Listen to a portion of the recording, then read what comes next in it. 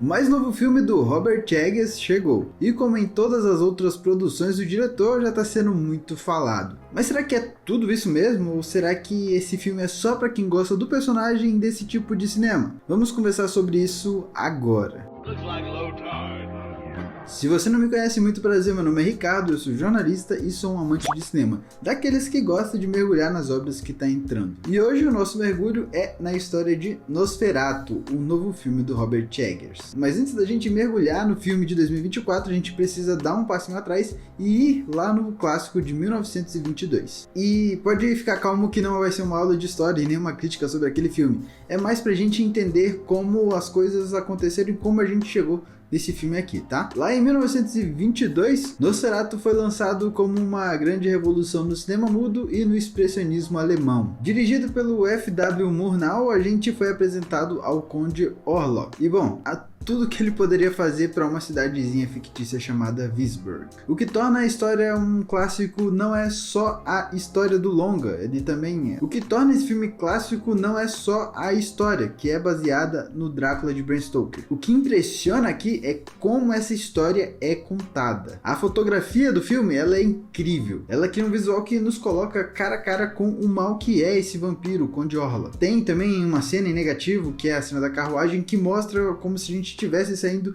do nosso mundo e indo visitar o mundo do Conde Orlok. Ela tem essa função de nos transportar para algo diferente, utilizando uma fotografia diferente. Isso porque eu nem cheguei a falar das sombras, que parecem mais uma extensão da própria personalidade do Conde Orlok. Mas mais que a fotografia, a gente também tem a trilha sonora muito marcante. A gente precisava de uma trilha sonora marcante, atuações expressivas, e aqui a gente tem essa trilha sonora marcante. Isso porque ela envolve o público naquele terror gótico que a gente sente naquele momento que a gente está assistindo aquele filme. Isso até nos momentos em que ele permite a gente respirar e acompanhar um pouco mais da história mais mundana sem ser a do Conde Orlok. Mas isso tudo não seria possível naquele filme sem as atuações extremamente caricatas que a gente tinha na época, totalmente expressivas. E sabe o que é curioso? O filme lá de 1922 é extremamente linear. Ele é direto, sem floreios e com foco na história, o que o filme de agora é um pouco diferente. Em Nosferatu de 2024, o filme do Robert Eggers mantém algumas dessas trajetórias que impulsionaram aquele clássico. A trilha sonora, por exemplo, é um dos pontos altos desse filme aqui. Ela cria esse terror gótico de novo, que vai quase flertando com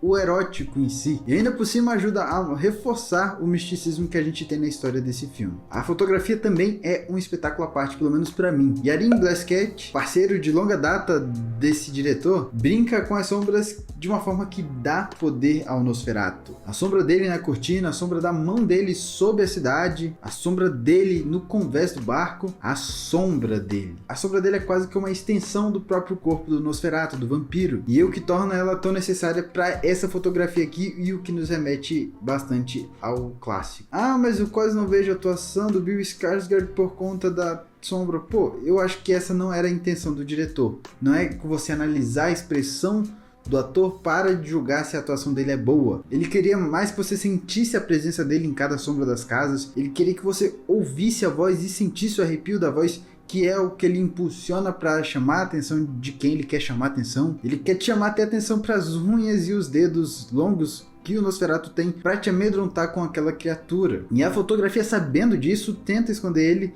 e faz isso de uma forma genial, utilizando as sombras. Agora, um ponto que divide a opinião aqui é a escuridão do longa. Tem gente que reclama da escuridão em certas produções, como a gente viu em Game of Thrones, que ficou bem ruim mesmo, mas aqui ela tem essa função narrativa de ser as sombras e a extensão do Nosferatu. É quase que dar poder a ele por conta dessas sombras. E como eu estava falando de pontos divisivos, a gente precisa falar das atuações. Hoje, as atuações são bem diferentes do que eram naquela época de 1922. E por mais que o diretor aqui tente direcionar as atuações que a gente tem, os atores que a gente tem agora, para uma atuação mais parecida com daquele jeito lá, nem todos seguem a mesma linha e cria uma certa desconexão geral no filme, pelo menos para mim foi assim. O exemplo é o Aaron Taylor Johnson e a Lily Rose Depp. A dupla aqui entrega atuações que podem parecer problemáticas por conta da caricatura. Já o Simon McBurney é o destaque desse lado mais caricato das atuações, equilibrando muito bem a insanidade e trazendo isso para um lado mais de horror que o personagem pode trazer por conta desse lado mais insano do seu próprio personagem. No geral, Nosferatu não supera o original de 1922. Eu diria também que fica atrás da versão do Herzog de 1979 também, mas o que sobra nesse filme aqui é autoralidade. Eggers é conhecido pela sua visão única de contar uma história, e aqui ele não decepciona e entrega tudo isso novamente. O roteiro e a direção trazem mudanças interessantes para a trama, trazem algum refresco para essa história clássica, mas talvez o principal problema aqui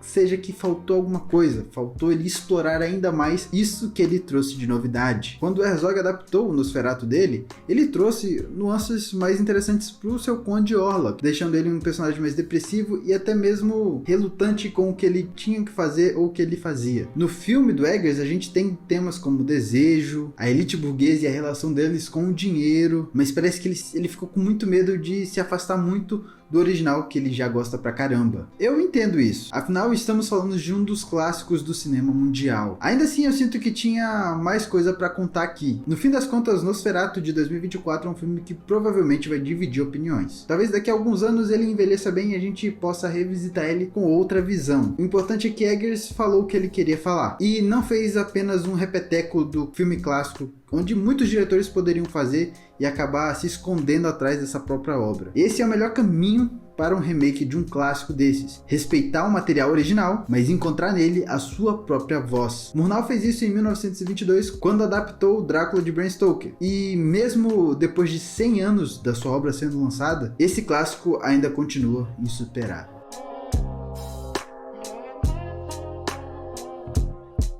Esse foi o meu comentário sobre Nosferatu, o novo filme do Robert Eggers. Eu gostei pra caramba, mas eu sinto que faltou um pouco mais do diretor. Aqui na descrição vai estar um link para outra crítica que talvez te interesse, vai estar também um link para as minhas redes sociais e, é claro, pro Pitacos do Leleco. Te espero no próximo vídeo e tchau, tchau!